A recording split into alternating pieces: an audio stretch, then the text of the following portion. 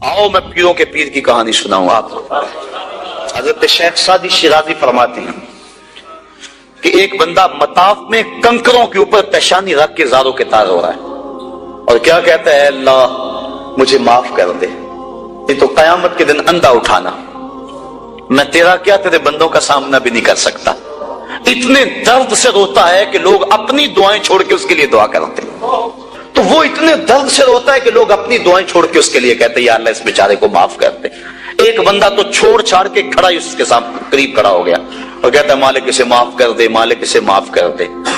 काफी देर के बाद वो शख्स जो रोता था उठ के जाने लगा। इसको तजस्सुस था कि मैं देखूं तो सही ये कौन है और उसको तसल्ली भी दूं कि अल्लाह बड़ा करीम है, तुझे माफ कर देगा। जब इसने झुक के झांक कर देखना चाहा तो चीखें निकल गई। क्यों?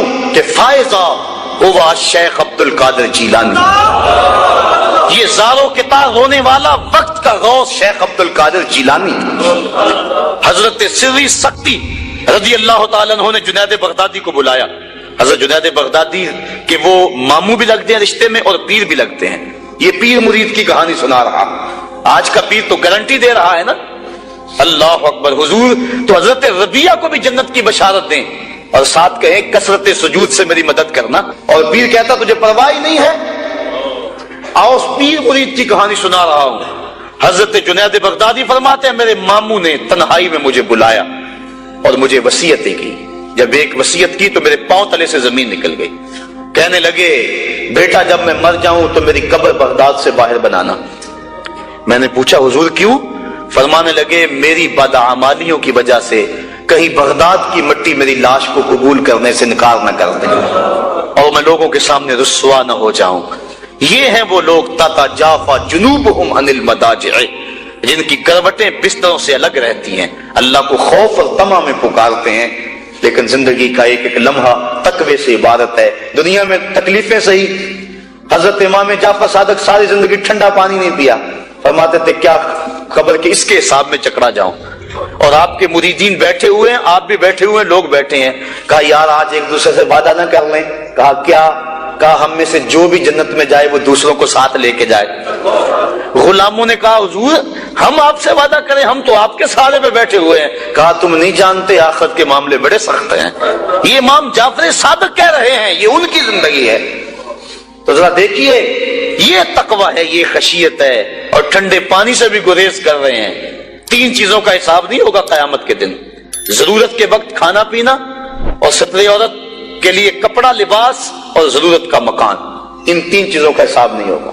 इसके अलावा जो भी नेमत अल्लाह ने दी है, सुम्मा लतुसअलुन्ना यौमइज़िन अनिन नईम, अल्लाह कुरान में कहता है हर नेमत के बारे में पूछा जाएगा। तो साहिबो, जिन लोगों ने इस बात का ख्याल रखा कि हमारे रब ने हमें पूछना है और एक एक बात का हमने जवाब देना है, ये बात दुरुस्त है कि अल्लाह अपने फजल से माफ करेगा। लेकिन सहरी के वक्त उठ के सिस्कियां भरने वाला और रात शराब खाने में गुजारने वाला क्या कयामत के दिन एक सफ में खड़े कर दिए जाएंगे? ये कैसे होगा?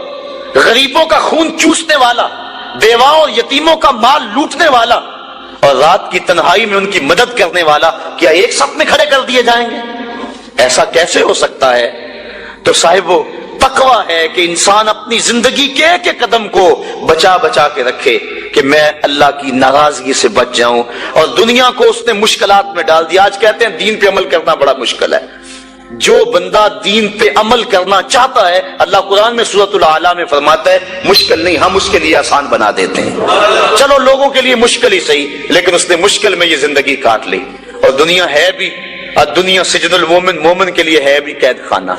लेकिन जब कैद से छूटा फिर क्या हुआ? अल्लाह की रहमतें बढ़ के उसका इस्तिकबाल कर रही हैं। फिर ग्रोहों के अंदर वो जन्नत में जाएंगे और फरिश्ते कहेंगे सलाम हो तुम्हें कि तुमने जिंदगी अच्छे ढब से गुजारी है, अब जन्नत में आ जाओ, तुम इस जन्नत से कोई निकालने वाला नहीं है। और वो कहेंगे अल्लाह तेरी तारीफें और तेरी खूबियां, तूने जो वादा किया था आज वाकई तूने सच्चा कर दिखाया है। और फिर जन्नत में उनको गूनागू नेमतें दी जाएंगी और जन्नत में माए मुईन होगा, हौज़े कौसर होगा, सलसबील होगा। कभी वो हूरों से जाम पिएंगे, कभी वो गिलमानों से जाम पिएंगे, لذت تو بڑی ہوگی، لیکن ایک لذت کی کہانی اللہ نے قرآن میں سنائی، میں ایک وقت ایسا بھی پھر آئے گا وَسَقَاهُمْ رَبُّهُمْ شَرَابًا طَهُورًا، ان کا رب انہیں خود شراب طہور پلائے گا کہ تم نے میرے لیے چھوڑا، دنیا کی شراب تو نہیں پی لو، میرے دستے قدرت سے شراب پیو۔ تو وَسَقَاهُمْ رَبُّهُمْ، نہ حوروں کے ہاتھوں سے، نہ غلمانوں کے ہاتھوں سے، نہ کسی اور کے ہاتھوں سے، وَسَقَاهُمْ رَبُّهُمْ۔ پھر دنیا کی تکلیفیں یاد رہیں گی جب مالک شراب طہور پلا رہا ہوگا۔ تو یہ ہے زندگی، اپنی زندگی کو اس ڈھب سے گزاریں کہ آخرت کی زندگی بہتر ہو جائے۔ تو انہوں نے جو لوگوں کو دین دیا، لوگوں کو دین کی قدریں، تو یہ ان کو ملا کہاں سے؟ تو پھر بات وہی آتی ہے کہ آغوش مادر کی تربیت اثر دکھاتی ہے۔ اگر انہوں نے 70 ہزار لوگوں کو دین کے لیے بلایا اور لوگ کھچے چلے آئے، اور پھر 4 ہزار لوگ ایک مجلس میں وہ واصل باللہ ہوتے چلے گئے، تو ہم اگر دیکھتے ہیں جب وہ گھر سے حصول علم کے لیے نکلتے ہیں تو ماں ان کی آستین میں 40 درہم سی دیتی ہے، اور ساتھ یہ تاکید کرتی ہے کہ بیٹا تو نے جھوٹ نہیں بولنا ہے۔ اللہ اکبر۔ پھر راستے میں جب قافلہ لوٹا جاتا ہے تو ایک بچہ سمجھ کے کس کے پاس کیا رکھا ہوگا کوئی تلاشی بھی نہیں لیتا۔ گزرتے سرے راہ ہی ڈاکو پوچھ لیتا ہے آپ کے پاس بھی کچھ ہے؟ تو کہتے ہیں ہاں میرے پاس بھی 40 درہم ہے۔ تو وہ حیرت زدہ ہو کے رک جاتا ہے کہ بھلا چوروں اور ڈاکوؤں کو بھی پیسے بتائے جاتے ہیں؟ تو وہ تلاشی لیتا تو آستین میں سیے ہوئے 40 درہم دستیاب ہوتے ہیں، تو اپنے آقا کے پاس لے جاتا ہے کہ یہ بچہ ہے، ہم صرف نظر کر کے گزر رہے تھے، بس چلتے چلتے پوچھ لیا کہ تمہارے پاس بھی کچھ ہے۔ تو اس نے کہا کہ 40 درہم ہے، تو تلاشی لی تو واقعی 40 درہم، یہ کوئی انوکھا سا بچہ ہے۔ تو وہ ڈاکوؤں کا سردار پوچھتا ہے کہ ڈاکوؤں سے تو پیسے چھپائے جاتے ہیں اور تم نے بتا دیا، کہا میری ماں نے کہا تھا جھوٹ نہیں بولنا، یہ میری ماں کی نصیحت تھی اور میں اس نصیحت پہ کھڑا ہوں۔ اللہ اکبر۔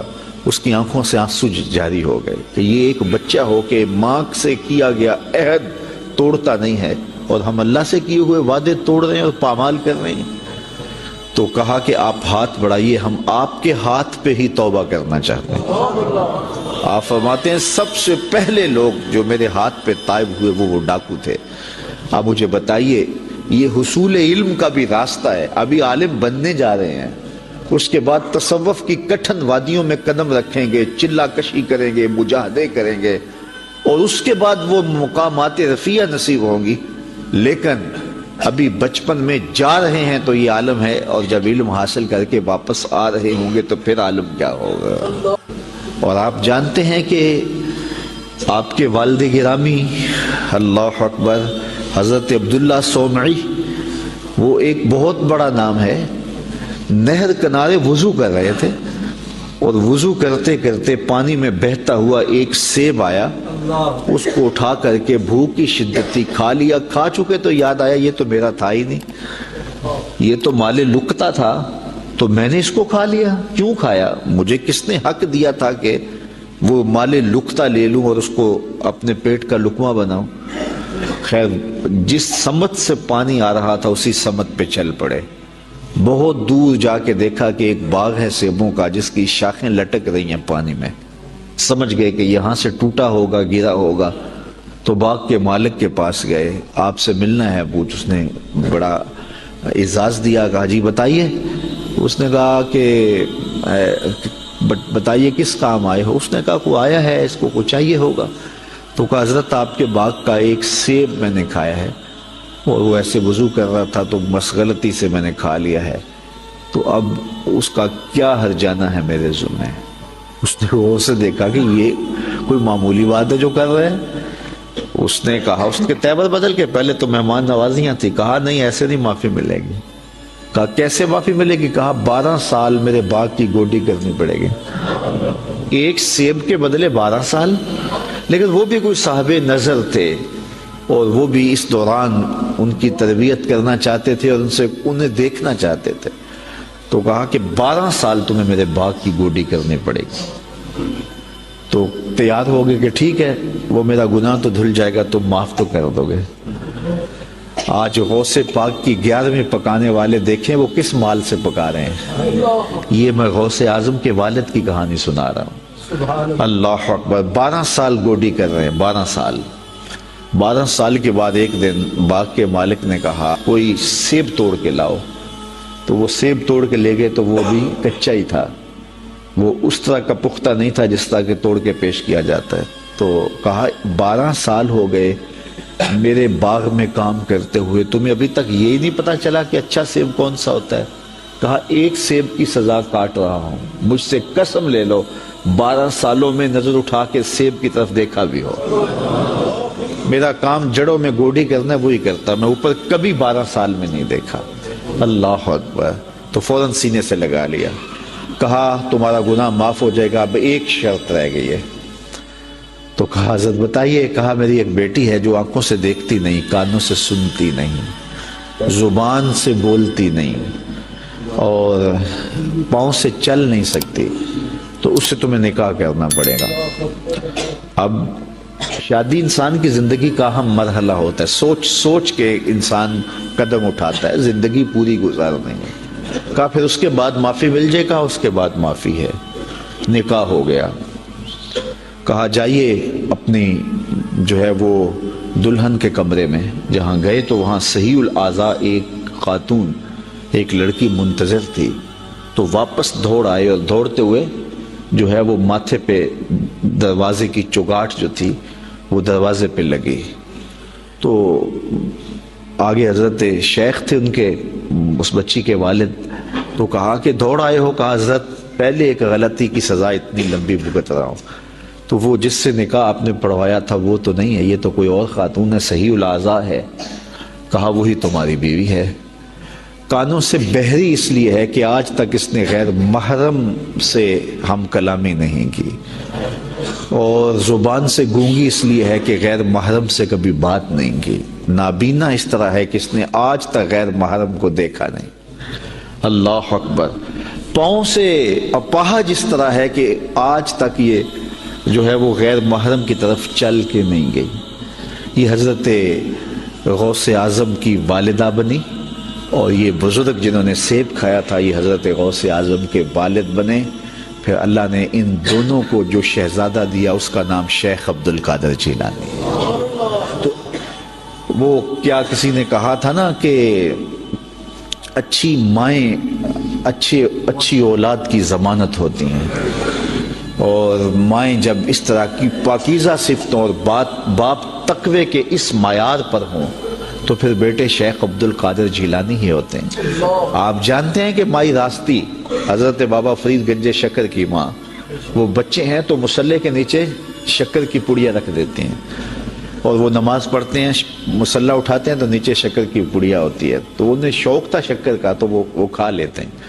اللہ اکبر. تاکہ بچہ عادت اس کی پک جائے, پختہ ہو جائے نماز کی. امام غزالی نے احیاء العلوم میں لکھا ہے ہر عمل پہلے ریاکاری ہوتا ہے, پھر عادت بنتا ہے, پھر عبادت بنتا ہے. تو اپنی اولاد کی تربیت کرنی چاہیے کہ انہیں پہلے لالچ دے کے انہیں نیکیوں کی طرف راغب کرنا چاہیے.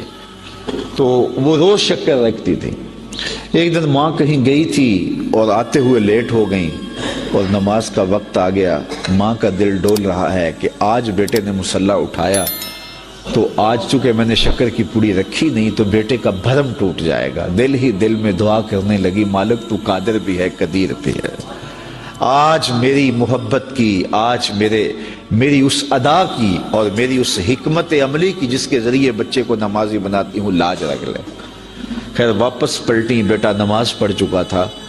تو ماں نے جلدی سے کہا کہ بیٹا فرید نماز پڑھ لی؟ کہا امی نماز پڑھی, لیکن ماں کا دل ڈھولنے لگا کہ لیکن کے بعد کیا کہنے والا ہے. کہا لیکن آج جو پوری شکر کی ملی نا اس کا چاسی کوئی اور تھا, اس کا مزہ ہی کوئی اور تھا. تو ماں نے بیٹے کو گلے سے لگایا, کہا بیٹا پہلے پڑیا میں رکھتی تھی, اب تیرے رب نے رکھی ہے. اللہ اکبر. کیا آج کی ماں بیٹے کو نمازی بنانے کے لیے اس کے مصلے کے نیچے چاکلیٹ نہیں رکھ سکتی؟ آج اس کو نمازی بنانے کے لیے کوئی طریقہ اختیار نہیں کر سکتی؟ آج اگر ماں اپنی اولاد کی تربیت کے لیے کوئی اس دور کی مطابقت میں اچھا فیصلہ کرے اور اس کو دین کی طرف راغب کرے تو آج کا بیٹا بھی بایزید بستامی کا جانشین بن سکتا ہے، آج کا بیٹا بھی غوث اعظم الشیخ عبد القادر جیلانی کا جانشین بن سکتا ہے، بابا فرید گنج شکر کا جانشین بن سکتا ہے۔ قطب الدین بختیار کاکی علیہ رحمہ جب حفظ کرنے جاتے ہیں تو استاد پہلا پڑھا سپارے سے آغاز کرتے ہیں، سارا پارا سنا دیتے ہیں، دوسرا تیسرا حتیٰ کہ 14 پارے سنا دیتے ہیں۔ 15ویں پارے سے استاد جی شروع کیجیے، کہا جس درس گاہ سے 14 پارے حفظ کیے ہیں وہیں سے باقی پارے بھی حفظ کر لیے ہوتے۔ کہا میری ماں کو 14 پارے آتے تھے، اور جب صبح اٹھتی تھی اور اتنی دیر تک جو ہے وہ رکتی نہیں تھی، کام بھی کرتی رہتی تھی، 14 پاروں کی تلاوت بھی کرتی رہتی تھی۔ اور یہ بات میں نے ماں کی آغوش سے یہ پارے سیکھ لیے ہیں۔ جب ماں ایسی ہو تو بیٹے قطب الدین بختیار کاکی بنتے ہیں۔ اقبال کہتا ہے تو نہ شناسی کہ تو نہ دانی کہ سوزے کراتے تو دیگر گوں کر تقدیر عمر را، اے میری بہن تو نہیں جانتی اگر تو بہن ہو کے قرآن پڑھے تو عمر کی تقدیر بدلتی ہے، اور اگر تو ماں ہو کے قرآن پڑھے تو بیٹا نیزے کی نوک پہ قرآن سناتا ہے۔ تو ماؤں کو خاص طور پہ اپنی اولاد کی تربیت کے اندر کوشاں ہو جانا چاہیے۔ یہی حضرت غوث اعظم رضی اللہ تعالیٰ عنہ کی تعلیمات ہمیں بتاتی ہیں۔ ہر انسان کے ساتھ ایک محافظ فرشتہ پیدا کیا، اور اگر وہ محافظ فرشتہ انسان کے ساتھ نہ ہو، شیاطین انسان کو ویسے مار ڈالیں، انسان کو قتل کر ڈالیں اگر اللہ نے حفاظت کے لیے فرشتہ معمور نہ کیا ہو۔ یہ انسان کے دشمن ہیں، اور انسان کو شیاطین راہ مستقیم سے ہٹانے کے لیے دن رات کوشاں۔ پھر یہ اتنا مکار دشمن ہے، ہر ایک کو ایک لاٹھی سے نہیں ہانکتا، اسے پتا ہے کہ کس کو کیسے بھٹکانا ہے۔ ایک شب زندہ دار جس کو سحری کے وقت اٹھ کے آنسو بہانے کا لطف ملتا ہے، اب شیطان اس کو کہے کہ سحری کے وقت اٹھا نہ کر، تو وہ شب زندہ دار جب اس کے آنسو مسلح میں جذب ہوتے ہیں اور وہ اترتے ہوئے آنکھوں سے آنسو اتنی لذت اسے دیتے ہیں کہ دنیا ما فیہا کی لذتیں ایک طرف اور یاد خدا میں رونا ایک طرف۔ اب شیطان کسی کو کہے کہ سحری کے وقت اٹھا نہ کر، تو کوئی شیطان کی یہ بات تھوڑی مانے گا، تو شیطان اسے یہ کہتا بھی نہیں ہے، اسے کہتا نہیں اٹھا کر، لیکن صبح بتا دیا کر کہ میں تہجد گزار ہوں، اسے ریا میں مبتلا کرے گا۔ ایک شخص جس کی طبع میں فیاضی گندی ہوئی ہے، اب شیطان اس کو کہے کہ تو سخاوت نہ کیا کر، بخل کا درس دے، تو طبعاً جو سخی شخص ہے جس کی فطرت کے اندر فیاضی ہے، تو وہ شیطان کی اس بات کو تو نہیں مانے گا۔ شیطان اسے یہ کہتا بھی نہیں کہ تو بخل کر، اسے فضول خرچی کی طرف لگا دے گا، اسے ان کاموں میں خرچ کرنے کی ترغیب دے گا جس کا اس کو اور معاشرے کو کوئی فائدہ نہیں ہوگا۔ اس لیے شیطان رخ بدلتا ہے۔ ایک شاعر جس کی طبع کے اندر لطافت ہے، نرمی ہے، محبت ہے، اب شیطان اس کو کہے کہ فلاں کو قتل کر دے، تو شاعر تو شاخ سے پھول بھی نہیں توڑ سکتا، تو پھر وہ کسی کا سر کاٹتے یہ کیسے ممکن ہو سکتا ہے؟ شیطان ایک شاعر کو یہ کہتا بھی نہیں، اسے وہ شراب اور شباب کے پیچھے لگا دیتا ہے۔ اب اتنا سخت دشمن، اتنا مکار دشمن، حضرت سیدنا غوث اعظم رضی اللہ تعالیٰ عنہ فرماتے ہیں میرے اوپر صحاب نور چھا گیا، اور آواز آئی ہے عبد القادر، تو نے اللہ کی اتنی عبادت کی ہے، اتنی ریاضت کی ہے کہ شریعت کا ہم تمہیں اب مکلف نہیں رہنے دیتے، اور اب تو نماز نہ پڑھے اور دیگر اعمال نہ کرے تو تجھے کوئی پکڑ نہیں، میں تیرے اوپر ایسے راضی ہو گیا ہوں۔ تو ایسے بادل سے آواز آئی، کہتے مان میرے دل میں خیال آیا کہ اگر عبادت کا مکلف نہ ہونا ہوتا تو امام الانبیاء صلی اللہ علیہ وسلم سے بڑھ کر کون اللہ کا مقرب تھا۔ حتی تتورم قدماہ، حضور جب نماز پڑھتے اور اس قدر لمبا قیام کرتے حضور کے مبارک پاؤں سوج جاتے، لیکن ان کو تو کہا گیا وَعْبُدْ رَبَّكَ حَتَّى يَأْتِيَكَ الْيَقِينُ، انہیں تو کہا گیا کہ آخری سانس تک اللہ کی عبادت کرنی ہے، تو میں کون ہوں کہ مجھے کہا جائے کہ تو اب عبادات کا مکلف نہیں رہا، کوئی بات نہیں ہے۔ تو کہتے ہیں میں لا حول ولا قوت الا باللہ پڑھا تو وہ جو مجھے نور نظر آ رہا تھا وہ سیاہی میں بدل گیا۔ تو وہ ابلیس تھا جو اس رنگ میں مجھے بھٹکانا چاہتا تھا، کہا عبد القادر اس مرتبے پہ پہنچے ہوئے کتنے لوگوں کو میں نے گمراہ کر دیا، تیرے علم نے تجھے بچا لیا۔ تو میں نے کہا ظالم، میرے علم نے مجھے نہیں بچایا، میرے اللہ کے فضل نے بچایا۔ تو کہا پھر بچ گیا ہے، کئی میں نے یوں لوٹ لیے۔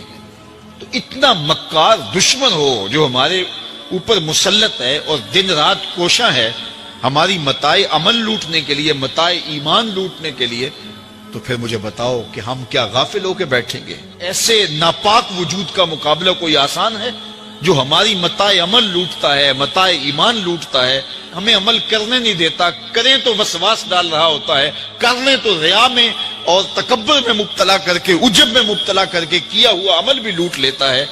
مجھے بتاؤ یہ کوئی جو ہے وہ سوکھا کام ہے کہ ہم مقابلہ کریں؟ اب ماہ سیام میں روزے سے بھوک بھی کاٹتے ہیں اور قرآن مجید کی تلاوت اور دیگر معمولات کے لیے ہمیں تنہائی بھی میسر آتی ہے، اور اسی طرح ہمیں روزے سے جو ہے وہ اپنی زبان کو کنٹرول کرنے کا درس بھی ملتا ہے۔ تو روزہ تمہاری زبان کا محافظ بن جاتا ہے، پھر روزہ تمہاری شہوات کے کنٹرول کا ذریعہ بن جاتا ہے، اور روزہ تنہائی کی وجہ سے اختلاط سے جو خرابیاں پیدا ہوتی ہیں ان سے تمہیں بچا لیتا ہے۔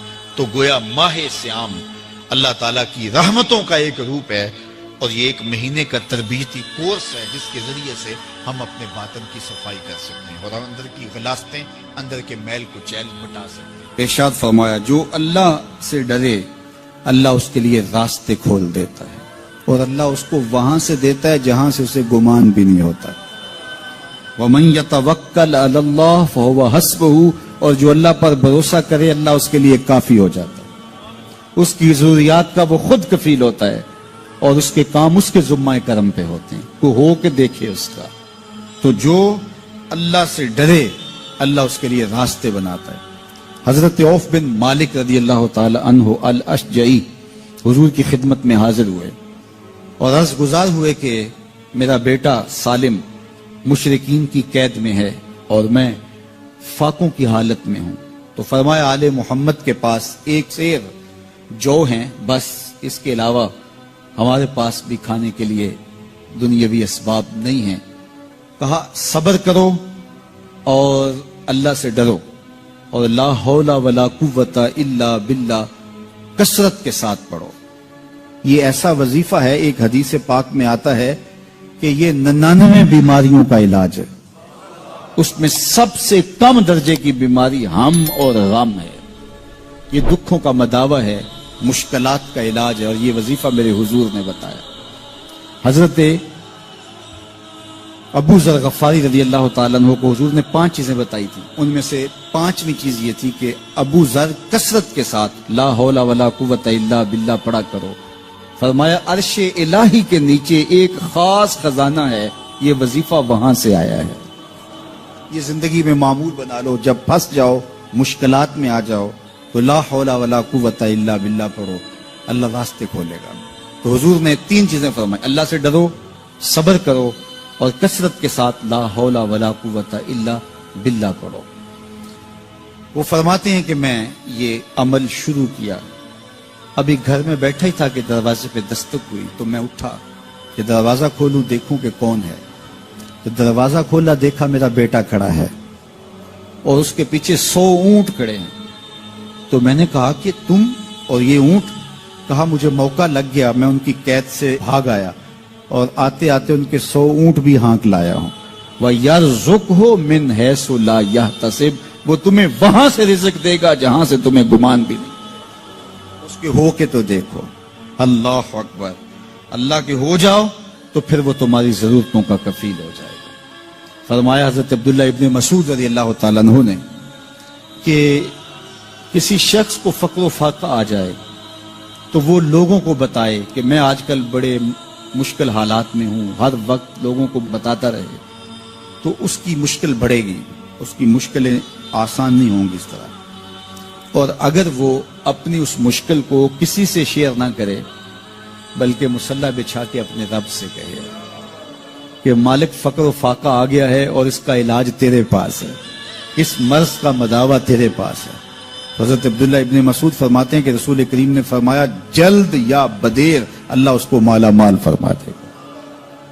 یہ بھی کبھی کر کے دیکھو، مشکل آ جائے، فاقہ آ جائے، مصیبت آ جائے، کسی سے نہ کہو، صرف اپنے رب سے کہو، پھر دیکھنا اس کی کرم نوازیوں کا می کیسے برستا ہے۔ فرمایا اللہ پر بھروسہ کرنے کا جو حق ہے اگر وہ تم ادا کر دو، وہ تمہیں ایسے رزق عطا کرے جیسے پرندوں کو عطا کرے۔ ہم تو دکان پہ جانا ہوتا ہے، فیکٹری میں جانا ہوتا ہے، ہم اپنے کاروبار پہ جانا ہوتا ہے، نوکری پہ جانا ہوتا ہے، مزدوری پہ جانا ہوتا ہے، ہمیں پتہ ہے کہاں آج صبح جانا ہے، لیکن پرندوں کو کوئی پتہ نہیں ہوتا کہاں جانا ہے، راس المال بھی نہیں ہوتا، لیکن صبح نکلتے ہیں، شام کو کبھی بھی خالی پیٹ نہیں آئے۔ بن توکل پنچھی اڑ دے، خرچ نہ پلے زیرا ہو۔ گھر سے خالی پیٹ نکلتے ہیں، جب واپس آتے ہیں تو پیٹ بھرے ہوئے ہوتے ہیں، اور پھر جو ان کی ضرورت ہوتی ہے اللہ وہ ساری ضرورتیں پوری کرتا ہے، جو ضرورت ان کی ہوتی ہے۔ یہ شیر کتنا گوشت کھاتا ہے، اللہ روز اسے دیتا ہے۔ یہ ہنس روزانہ سچے موتی کھاتے ہیں، اور آپ مارکیٹ میں لینے جائیں لاکھوں روپے لگا کے تولے ماشے کے حساب سے آپ خریدتے ہیں، پھر بھی آپ کو یقین نہیں ہوتا کہ یہ سچے ہیں یا 2 نمبر ہیں۔ اور ہنس دنیا پہ کروڑوں جانور پائے جاتے ہیں، روز کھاتے ہیں، صبح بھی، شام بھی، دوپہر بھی، پیٹ بھر کے کھاتے ہیں، اللہ روز انہیں عطا کرے۔ کہا اس پہ تھے تو بوڑھے بزرگ جو مسجد میں جانے سے قاصر تھے وہ گھروں میں بیٹھ کے قرآن پڑھتے ہوتے تھے، اور عموماً ظہر کے وقت بھی اور صبح کے وقت بھی گھروں سے قرآن پڑھنے کی آوازیں آیا کرتی تھی۔ آج گھروں سے پاپ میوزک کی صدائیں سننے کو تو ملیں گی، لیکن قرآن کے نغمے موقوف ہو گئے۔ یہی وجہ ہے کہ آج ہمارے گھروں سے برکت روٹ گئی ہے۔ دولت کی فراوانی کے باوجود، وسائل کی کثرت کے باوجود، اسباب آسودگی حاصل ہونے کے باوجود نہ آسودگی ہے، نہ سکون ہے، نہ طمانینت ہے، نہ برکت رہی، اس لیے کہ ہمارے گھروں سے قرآن رخصت ہو گیا۔ آج صبح اٹھ کے فیس بک کا چہرہ تو دیکھتے ہیں، لیکن قرآن کا نقشہ نہیں دیکھا جاتا، تو برکت کے قافلے گھروں سے رخصت ہو گئے اور گھر برکتوں اور رحمتوں سے خالی ہو گئے۔ آج بھی اگر ہم نے گھروں میں برکتوں کو واپس بلانا ہے، رحمتوں کو اپنے گھروں میں واپس لانا ہے، تو قرآن مجید کی تلاوت کو اپنے معمولات میں شامل کر لیجئے گا۔ پھر گھر میں آسیب کا سایہ نہیں ہوگا، ٹونا اور جادو نہیں ہوگا، پھر کسی بابر ملنگ کے پاس جا کر کے آپ کو اپنے مسائل نہیں بتانے پڑیں گے۔ آپ کے گھر میں قرآن ہے، سارے دکھوں کا علاج اسی مرشد کے پاس ہے، ساری مصیبتیں اور ساری مشکلیں اور سارے مصائب اسی قرآن کے دامن سے دور ہوتے ہیں، اور اسی قرآن سے وابستگی سے گھر میں برکتیں اترتی ہیں۔ پھر آپ کو نہ آسیب، نہ جادو، نہ ٹونا، اور نہ کسی نے کوئی بندش کی ہے، نہ کسی نے کوئی مسئلہ کیا ہے، کچھ نہیں ہوگا۔ آپ کے گھروں پہ رحمتوں کے سائے ہوں گے، اس لیے کہ آپ کے گھروں میں قرآن جب تلاوت ہوگی تو رحمتوں کے فرشتوں کا نزول ہوگا۔ تو جب رحمتوں کے فرشتے تمہارے گھر میں اتریں گے تو پھر کوئی مصیبت، کوئی پریشانی، کوئی بندش، کوئی دکھ آپ کے گھروں میں نہیں ہوگا۔ اس لیے قرآن مجید کی تلاوت کو اپنے معمولات زندگی میں شامل کیجئے۔ دیکھیے یہ رمضان المبارک کا مبارک مہینہ اکثر گھروں کے اندر قرآن مجید کی تلاوت کا معمول رہا، اور جو دن باقی ہیں ان ایام میں تلاوت کلام مجید کا معمول باقی رہے گا، تو اس کی برکتیں آپ اپنی آنکھوں سے دیکھ رہے ہیں۔ اور اگر یہ پورا سال ہمارے گھروں میں معمول باقی رہے، ہماری صبح کا آغاز ہی قرآن مجید کی تلاوت سے ہو، بیٹیاں بھی قرآن کھول کے صبح بیٹھ جائیں اور بیٹے بھی قرآن کھول کے بیٹھ جائیں، بوڑھے بھی قرآن کھول کے بیٹھ جائیں، جوان بھی قرآن کھول کے بیٹھ جائیں، تو مجھے بتائیے کہ کتنی رحمات اور کتنی برکات کا گھروں میں نزول ہو۔ تو اس لیے اپنے گھروں میں قرآن مجید کی تلاوت کے معمول کو کبھی بھی ترک نہ کیجیے، چاہے روز کے 2 صفحے پڑھیے، قرآن مجید کی تلاوت کے معمول کو باقی رکھیے، اور اگر اللہ آپ کو نصیب کرے تو اس کو مفہوم اور ترجمے کے ساتھ پڑھنے کی کوشش کیجیے، تاکہ قرآن کا جو ہمارے نام پیغام ہے وہ بھی ہم سمجھ پائیں کہ قرآن ہمیں کیا بتا رہا ہے اور ہمیں کیا میسج دے رہا ہے، تاکہ ہماری زندگیاں اس پاکیزہ کتاب کی روشنی اور کتاب کے اجالوں میں بسر ہو۔ اور یہ کتاب اللہ کا تیسرا حق ہے کہ اس کو مفہوم و مطلب کے ساتھ سمجھنے کی کوشش کریں۔ یہ ہمارے رب کا ہمارے نام پیغام ہے۔ آپ کے کسی دوست کا، کسی ملنے والے کا آپ کے نام خط آ جائے اور وہ اس زبان میں ہو جو زبان آپ نہ جانتے ہوں، تو اتنی دیر تک آپ مطمئن نہیں ہوتے جب تک اس کے مندرجات سمجھ نہیں لیتے، کسی ایسے شخص سے وہ مضمون جان نہیں لیتے جو وہ زبان جانتا ہو۔ تو ہمارے رب کا ہمارے نام یہ میسج ہے، ہمارے نام یہ پیغام ہے رسول کریم صلی اللہ علیہ وآلہ وسلم کی وساطت سے، تو ہمیں اس کو سمجھے بغیر چین کیوں آ گیا ہے؟ تو ہم اس پیغام کو سمجھیں کہ ہمارا رب ہمیں کیا فرما رہا ہے، کن امور کا حکم دے رہا ہے اور کن باتوں سے ہمیں روک رہا ہے۔ اگر ہم قرآن پڑھ عالم فاضل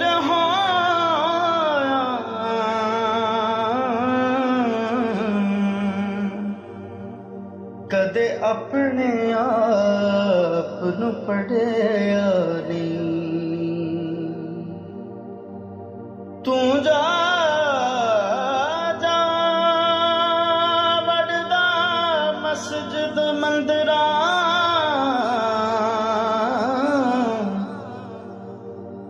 تو جا جا وڑدا مسجد مندراں